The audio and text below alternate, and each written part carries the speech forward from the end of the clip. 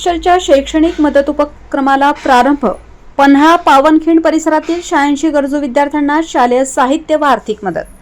ऐतिहासिक पन्हाळा पावनखिंड परिसरातील दुर्गम भागात राहणाऱ्या गरजू विद्यार्थ्यांसाठी शिवनिश्चल ट्रस्टच्या वतीने शैक्षणिक मदत उपक्रमाला सुरुवात करण्यात आली आहे. 2026 या शैक्षणिक वर्षासाठी 86 विद्यार्थ्यांना शालेय साहित्य आणि आर्थिक मदत देण्यात येणार आहे. शिवनिश्चल ट्रस्टचे अध्यक्ष आणि प्रसिद्ध व्याख्याते प्राध्यापक यशवंत गोसावी यांनी माहिती दिली की पन्हाळा पावनखिंड परिसरातील अनेक विद्यार्थी आर्थिकदृष्ट्या दुर्बल कुटुंबातील आहेत. त्यांना शालेय साहित्य खरेदी करणे कठीण जाते. ही बाब लक्षात घेऊन ट्रस्टने हा मदत उपक्रम हाती घेतला आहे. या उपक्रमांतर्गत विद्यार्थ्यांना स्कूल बॅग, वह्या, पेन, पेन्सिल, खाऊ तसेच आनुषंगिक शैक्षणिक मदत देण्यात येणार आहे.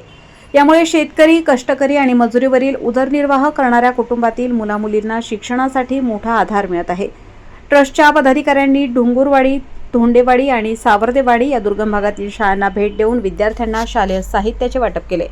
या उपक्रमाबद्दल बोलताना प्राध्यापक यशवंत गोसावी म्हणाले, पन्हाळा पावनखिंड मोहीम ही शौर्य, त्याग आणि पराक्रमाचे प्रतीक आहे.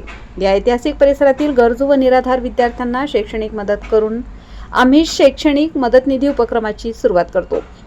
इतिहास जपतानाच या दुर्गम भागातील शाळा टिकून राहणेही तितकेच महत्त्वाचे आहे. गेल्या 6 वर्षांपासून हा उपक्रम सातत्याने राबवित असून पुढेही तो असाच सुरू राहील.